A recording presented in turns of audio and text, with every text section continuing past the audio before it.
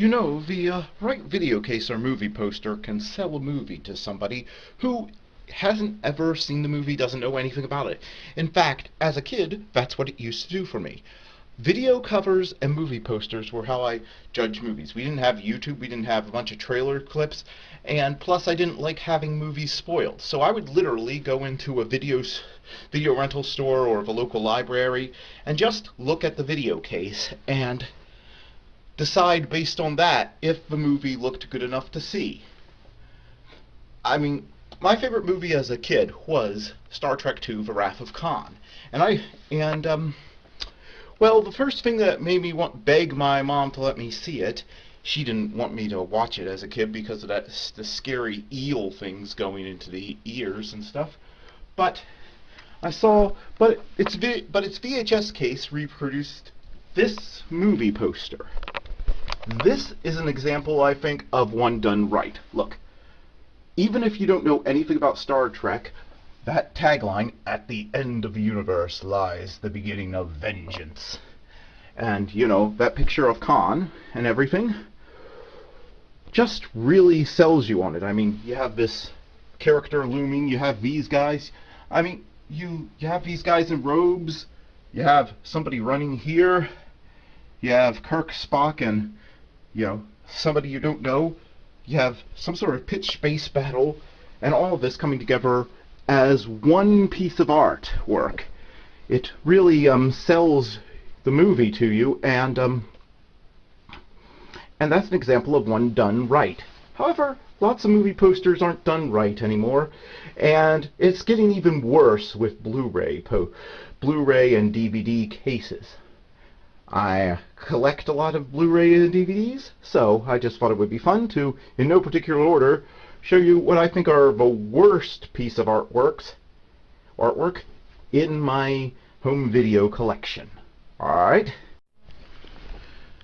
Just to be clear, I'm not claiming that these are the worst video cases ever, and I'm not even claiming that you know, these cases couldn't, that there should be some giant, you know, expensive thing on a Blu-ray or DVD, but these are all discs that I bought at full price at the time, and it just annoys me that you can't really show them off on your shelf because they just look terrible. And you would think when you're paying $20 to $30 for 2 hours of entertainment on a disc that they could put a little effort. And besides, they had a lot of these, the original movie posters looked a lot better than what they do. So you have to wonder why they didn't just crop those on. Why did they pay somebody to take time to design something like this? That Wrath of Khan thing movie poster I was showing off earlier, well, this is like the exact opposite. Free photoshopped heads, no artistic there, a lens flare, I mean, nothing artistic there, and just a generic shot of the Excelsior, a critic quote from IGN Movies, which I'm not sure how relevant that is. Why not quote some critics from the time it came out in, you know, 1991, and just washing out all the color and taking up most of it with this. I mean, just so all the Star Trek cases look the same. You can fit cases into a theme without going that far. I mean, the Star Trek VHS tapes did it. They put the original movie posters on front, and on the side they had a border around them that was all the same color, and then on the side they had a piece of the Enterprise on them. But this, and when you put all the movies together, you had a reason to collect all the movies, because when you put them all together, when I was a kid, I always wanted all the movies because I could put them all together and you'd have a shot of the Enterprise flying at you. But this is just pathetic. $20. I spent $20 on this Blu-ray. I mean, if I didn't know that it was hadn't seen this movie before, that's the viewpoint I'm coming at it from here. I'm like a 6 to 10-year-old kid who's just gone into the library, seen this tape, and you know, whether or not I would have rented it based on what I saw there. This I would not have borrowed from the library or rented. And you can do this minimalism stuff correctly. I mean, as much as I hate to admit it, J.J. Abrams' Star Trek did it right. I mean, this has a sense of mystery to it. I mean, you have a shot of Kirk's face here, you have the classic Star Trek logo, and this would have intrigued me. I would have been like, and then you flip it over and you see Spock, and yeah, just seeing hints of the face and just the classic Star Trek logo, that would have intrigued me, but that's not what we got. We just got lazy Photoshop job. This, for the Blues Brothers, is one of the more baffling to me. Blues Brothers has nothing to do with comic books. Now, Universal, you do have some movies that have something to do with comic books, such as Ang Lee's Hawk, but I don't see it in this type of case. I don't understand why you're doing this comic book thing here. I haven't seen any of your other movies in these comic book cases, and this is a good release. It has a lot of interesting features, and on the side it doesn't look too bad, but there are two problems with it. First, it's in these stupid, I mean, somebody should blow their brains out for thinking of these things. Steel cases where, look, see? All I've done is take this on and off the shelf, and already it's being scratched off. And you see, when the case gets damaged, the artwork gets damaged, because the case and the artwork are one and the same. Normally, if a case gets damaged, I can just take its artwork out and put it in another case. Not so with these stupid things. And they take up more space, and they're just heavier, and they cost more to ship, so it must have cost, you know, Universal more to put these out, not to mention making steel cases when everybody else is using, you know, standard plastic. I don't know. I just don't know. What's wrong with these people? Here's The King's Speech, one of my favorite movies of recent years, a really good drama, but look at this. I mean, it's not the worst thing I've ever seen, but it's just three people photoshopped together. You never would have guessed based on this that this was a movie that made you know, over $400 million at the international box office, would you? No, it's just sort of bland. And another sort of bland thing, this is Season 4 of Stargate Atlantis on Blu-ray, and I can't for the life of me figure out what they were trying to do. I mean, you have this thing here. I mean, like, I don't know. It's like, you have lens flare like in J.J. Abrams' Star Trek, which nobody liked, so I can't understand why they're trying to make it look like J.J. Abrams' Star Trek. I guess that's a shot of the city, but you just have these three people just coming out of the water here? What does that have to do with anything? No shot of a Stargate, nothing. It's just like... And they give away a big spoiler. If you, like me, worked your way through this on Blu-ray because you didn't see it on the original broadcast, then they've just given away that Amanda Tapping takes over about, I think it was like 3 episodes into this season. You had no hint of that at the end of the last season. So good job. Not only is it an ugly cover that has nothing to do with the series, but it also spoils it. Jerks. Good night. Alright, and here's another thing with these... I mean, Star Trek covers. I just found this. I just saw this. Yeah. That Star Trek cover. Okay, look. Look what they did for the Best of Both Worlds. This is only 2 episodes of the series. Look at this. Picard as a Borg, Picard not as a Borg, that sort of a, you know, some sort of exciting shots.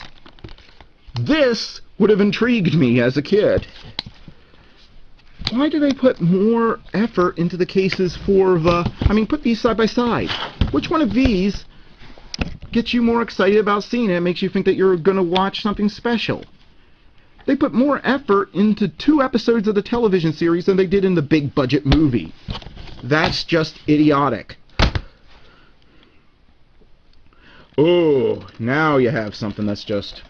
Ugh. Look. All Creatures Great and Small, Season 1. They got clip art from my, from the Hallmark greeting card studio that came with my, first Windows-based PC, and they just cropped free random Google image search images of the free leads on here. I mean, look at this. They don't even treat butterflies, birds, or turtles in this show. It's a show about vets, and look what they did. I mean, look at the aspect of that horse. I mean, it's just randomly put on here. It's not only that they just used clip art, it's that they used clip art and it looks like a child put it together. I mean, it looks like something I put together for like a Mother's Day card when I was like, 8 or something on the computer, and it's like they're just all randomly put together. You have the horse up here on top of the logo floating in midair, this little dog here. There's no pleasing way to look at it. You just have this calf all the way here, which seems to have shrunk horribly. This turtle who, I don't know if the laws of gravity stop working, because the Earth seems to be behind them, not under them. This turtle seems to be climbing up a wall. I guess he's Spider Turtle does whatever a Spider Turtle does. Well, he sucks at selling videos, that's for sure. This would not have gotten me interested in anything. I mean, it just looks like pure stupidity on film. I mean, it looks like something that was done for the UHF network. Okay, now we get into James Bond covers. They've released the classic James Bond movies on DVD, and on the Blu-rays and VHS tapes, they use the original movie posters, which always were good. They always had classic posters. So I have to wonder why they replaced it with something generic like this. This isn't really a bad-looking one. I mean, you've got the gun barrel there, you got James Bond, even though I'm pretty sure that's Sean Connery's head cropped onto somebody else's body. You have this random girl who, I don't think she's even in the movie, though, so, I'm trying to remember. Thunderball. I kind of fall asleep during some of the underwater, scenes. Endless underwater scenes, and, it doesn't help that it's the longest of the movies by a considerable margin, but it's just, why? But it's just like, this, as I said, this isn't that bad looking, but I do have to wonder why they chose it over the original movie poster. Now this, on the other hand, Diamonds Are Forever, they clearly want you to think that this is an entry in the Daniel Craig series, to the point where, since it's a silly plot involving diamonds and lasers, and it has Sean Connery not really wanting to do it, but them offering him a lot of money for a charity he was raising money for in order to get him to do it. Look, his head is clearly on somebody else's body. They've completely smudged out the background so you can't tell anything. It just looks like Sean Connery's wax doll got stuck in a snowstorm, and at the same time he's being ejected out an airlock of a spaceship. You can't tell anything from that. All in an attempt to make it look a little more like the Daniel Craig movies, I guess. Oh, and here, we all remember this. This is the classic movie poster, and this works here because you have, free names up here, Batman, and they just used, the Bat logo as to advertise Tim Burton's, what I think is now criminally underrated, Batman movie. But yeah, that was a very effective marketing technique. Well, look what they've done now. This is Adam West's comedy take on Batman, and look, they are clearly trying to get confused grandparents to buy this for their kids, thinking that it's the latest, thinking that it's an entry into Tim Burton or Christopher Nolan style movies. I mean, they're using the bat symbol from the Batmobile from that series, but look at it. You can't tell me that that isn't a deliberate attempt to try and just duplicate it. There's no reason to do that. You should have, bam, pow, biff. If you really want people to know what this one is and you're not trying to hide it, then you should have, the bam, pow, biff and all this other stuff. Instead, it's clearly that Warner Brothers hired the same marketing people who did those 10,001 video game systems that used to exist when I was a kid. Okay, here's You Only Live Twice, and I got a real problem with this. First of all, he doesn't even drive the Aston Martin in this movie, so what's it doing there? Second of all, it's that same stupid blurry background because they don't want you to know what the movie's about. They're trying to get fans of the Daniel Craig movies who for some reason seem to hate all earlier James Bonds to watch it. And I'm a fan of Daniel Craig, but I don't hate the earlier James Bonds. And it's clearly, again, Sean Connery's head photoshopped onto somebody else's body. Return of a Pink Panther. Google image search, white background, Google image search of Peter Sellers, I think from a later movie, because he looks younger in the actual movie than he does here. And Google image search, probably from a bag of that, of a Pink Panther, probably from a bag of that Pink Panther cement they used to sell when I was a kid. Yes, that was a thing that actually exists. And then they taint it black and white and pink. I don't know if they think that we'll be more likely to watch it if we think it's like Schindler's List and in black and white. I have no idea, but Superman the movie, pretty much wrong here, except the Superman logo is just coming out of Superman. Where is he? I don't understand. He's on the cover twice. Have Lex Luthor. You don't have any of the actors. It's just sort of there. If you're going to do this sort of thing, minimalized thing, then just make it the Superman logo. But don't put the actors there, but then don't put their names and don't have them do anything. Have some sort of scene, some sort of setup. And then the back of it just gives you a nude boy. I mean, would you have thought this movie was anything if this had been the case you had seen it as a kid? I wouldn't have. Ugh. One of my favorite movies of all time, reduced to this. Strangers on a Train. It's a guy grabbing a woman. It looks like he's sexually harassing her. There's a child's drawing of the train behind them. Yeah, it looks like he's about to rape her. And, it's just blurred up. You can't see their faces. It's obvious. Neither of these people are in the movie. And it just has I mean, that logo, okay, it looks like a train timetable thing, so marks there, but no marks on anything else. I mean, come on. I mean, nothing on here has anything to do with the movie at all. I mean, it makes it look like it's a thriller about some woman running away from a rapist. I mean, what on earth? Either that or it's supposed to be one of those new style love stories where, you know, like Twilight, where a man treats the woman really badly, but for some reason they get off on it. Get your stinking paws off me, you damn dirty human. Well, yeah. Well, I'm sorry, I can't help it. I can't pick this one up without you. I mean, this is just like, what, I mean, the concept is okay, and at least they build up some sense of mystery by having some of the mysterious shots from the beginning, but it just feels lazy to me. I mean, you just have a random shot of an ape. I think that's Charlton Heston on a spit, you know, being tied to a log there, and just that. I mean, doesn't really get me excited. I mean, come on. I mean, come on. I mean, good night. The original Japanese Godzilla, finally on Blu-ray, and look what they do to him.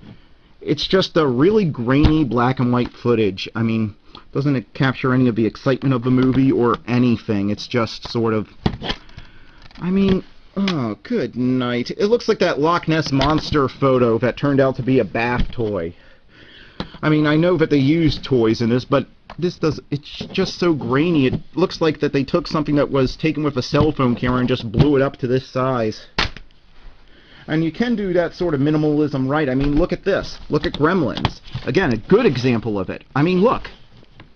You have Gizmo here, and then you have the evil gremlin coming out of his shadows. In fact, did George Lucas steal the movie poster for Star Wars Episode 1? That famous one that he put out like a year before the movie was even complete, of Anakin standing in front of his home and the Darth Vader Yeah, he stole that from Gremlins. I didn't notice that before. Just when I thought George Lucas couldn't annoy me anymore. Psych. There's so many things you can do with it. Two guys just standing in front of a white background. I mean, my local news team does a better job promoting the local news. They at least put something on their background. I mean, look, the whole thing is just, wow, this looks so generic. I actually avoided Psych for years, watching Psych for years, and now it's a series that I love, but I avoided it for years because every time I saw it in a video store, I just thought, this has got to be the most boring show on the planet. Great Escape had many great movie posters. This is not one of them. Look, first of all, it looks like he escaped out of the place. It looks like Steve McQueen escaped out of the prison camp by riding a motorcycle.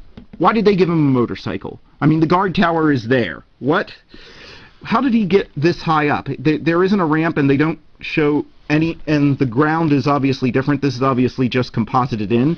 It's obviously somebody else's head, somebody else's body with Steve McQueen's face badly photoshopped on it, and I just have to wonder what kind of idiots would give their POWs, who, by the way, are all Air Force people, so they know how to work on their planes, they know how to make engines work, a motorbike. And based on a true story.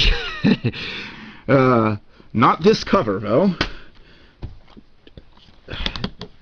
Dirty Harry double pack. I mean, come on. I mean, he's just broken the DVD case. And, okay, full marks, but you're just... Where are you? I guess you were such a bad cop you ended up spending a long time in purgatory because nobody would pray for your soul. I mean, you are a Callahan, so I'm guessing you're Catholic, Harry. Yeah, well, hope you get out of purgatory soon and have to stop, and can stop, you know, breaking the sides of purgatory. Although, you may get out soon if that hole gets much bigger. Skyfall, I mean, look. He's just standing there. What on earth? This movie made over $1 billion at the box office. You couldn't, I don't know, put something together besides him just standing in front of the generic gun logo? I could have put something, you know, better together, you know, in a few seconds. I mean, you know, using Google Image and my free, you know. Ready. Okay, now I'm going to let you choose. Take a look at this. Which is better, the Blu-ray or DVD? Take a look at them. The Blu-ray doesn't even really tell you that it's a science fiction show. It's just a guy standing in front of blackness and whiteness right there. This Blu-ray, this DVD has some color to it. Has the spaceship coming out of the cool starburst effect, so you have to wonder what's going on there. You know, he actually looks like he has an emotion here. He looks like, it looks like they're propping him up with a steel rod. I don't get it. That's how you celebrate 15 years of one of the best science fiction shows of all time, is it? Well, not in my book. And the producers. According to this case, it's about two serial killers who eat people in a back alley. I guess they're cleaning up after Jack the Ripper, and steal women's legs. That's obviously, that's not even like a mannequin leg. That's clearly a real leg that they photoshopped there. It's two badly photoshopped serial killers. It looks more disturbing than anything in the Hannibal Lecter series of films. Sorry about that. The cheapo batteries on my camera died, and this camera doesn't have any way to connect it to main power. But anyway, yeah, I mean, look at this. This would be one of the most disturbing movies you had ever seen. I mean, he's like, hey, we got a woman's leg left over from that last prostitute we butchered, and what should we do with it? Hey, let's either use it as a prop in our show or eat it. Yeah, Zero Mostel seems very happy about this. Gene Wilder seems like he's afraid that leaving this one leg behind will finally bring the authorities to their door. This has nothing to do with anything in the movie. I guess they didn't want to use any Nazi imagery, so they just put severed legs and Viking helmets, because that's so much less disturbing than Nazis. Oh, and here's a thing where I think they're both kind of terrible. I mean, here you just have, on the DVD, you just have Rocky jumping up and down on the streets of the, you know, Philadelphia, I think it's Metropolitan Museum of Art or something. And here, you just have a generic photo of Sylvester Stallone just standing there, and they use the same cover for every Rocky movie. They just put numbers at the bottom here. I mean, I don't know how you could say which is worse. I guess this one actually presents you with a pleasing aesthetic and a shot from the movie, so if you remember the movie, you know, or you might want to know why this guy is jumping up and down. This, I would think, is the cover to some sort of dollar DVD workout video if I hadn't heard of Rocky. Okay, just a second, I just realized that I forgot the worst covers of all time. I'll be back in a minute. Alright. if you're still watching this insanely long video of my rambling stupidly, are you ready for the horror that is the worst DVD covers of all time? Oh, darn it! Good night. The cat just knocked over the DVDs.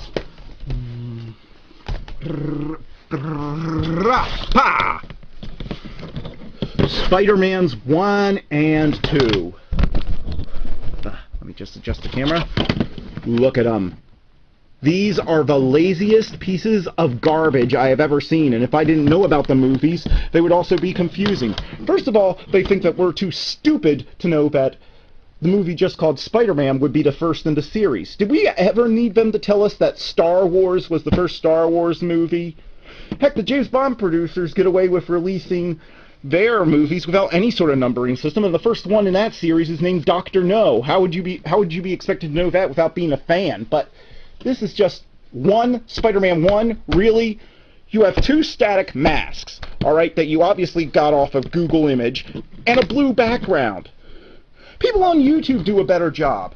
When I made my own video cases before the ink got too expensive, I did a better job with the free photo editing program. All this. So you've got Spider-Man 1, and it's not identified as Spider-Man 1 on the side, so if this was supposed to help you find it, well, the only reason for this stupid number is maybe it would help you put them in order, but since it's not on the spine, you couldn't possibly see it on the video case. I mean, look at this. It's like the local weather forecast forgot to put in the map, and it's just like, oh, we have a couple of cheapo masks left over from Halloween. But that isn't anything compared to Spider-Man 2. Where are these two in relation to each other? They're obviously in some dimensional void. Doc Ock is just taken randomly from the movie, so is Spider-Man. At least you can see who they are now, but look at this. I mean, he's just blown up. I mean, he's just here. I mean, they're just... Where are they in relation to each other? Shouldn't Spider-Man be fighting Doc Ock? What's Doc Ock doing? Who's he looking at? What's going on? And what's more, to add to the confusion, they duplicated the 1 at the bottom with 2. Only, they also put the Spider-Man 2 up here. Now here's my argument. If I was a kid going into a video store and trying to work my way through the Spider-Man movies and I knew nothing about them, let's assume that I knew nothing about them. Alright? Given the latest trend is dividing, some stories into 2 or more movies, like The Hobbit, dividing it into 3 movies, I think The Last Hunger Games is getting divided into 2 movies, parts 1 and part 2. You've got the last Harry Potter movie was divided into part 1 and part 2. If I see something that says Spider-Man 2, and then 2 down at the bottom, I'm going to assume that this is part 2 of Spider-Man 2, that there were 2 Spider-Man movies split up, because of the way studios are doing this stuff now. So I'm going to be going around looking for Spider-Man 2 1, so that I can see the whole story, and it's never going to come up. And some video store person will tell me that I'm an idiot, but of course, I'm just using my logical brain. And this one has the 2 on the spine, so you can put it and see it. So this meant that they knew you didn't need those numbers at the bottom. They knew that you could work out what order they came in just from the names without putting these stupid numbers there, but they did it anyway. Why? Just so it would make the case look even uglier. And then all of a sudden it goes all black up here. It's like... When I was a kid, I used to make covers for my VHS tapes, because I would record things like Doctor Who off of PBS, and I would make covers for the VHS tapes on my computer using stock art, and that would take 10 times the effort than this. I paid $20 each for these, and look at them. Oh well, I'll leave you with something good here. Look, I was pleased to see that X-Men Days of Future Past got a decent cover. Look, it's almost... I mean, they're still using Photoshop instead of hiring somebody to paint it, which I prefer the look of painted posters, personally, but look. it's got the same aesthetic as one of my favorite movie posters, Wrath of Khan. So, yeah.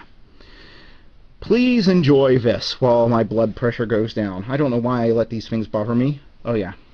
I'm a fool and an idiot, and I just spent half an hour ranting about the covers of my Blu-rays. Yeah. And you just spent half an hour watching it. I don't know which is sadder.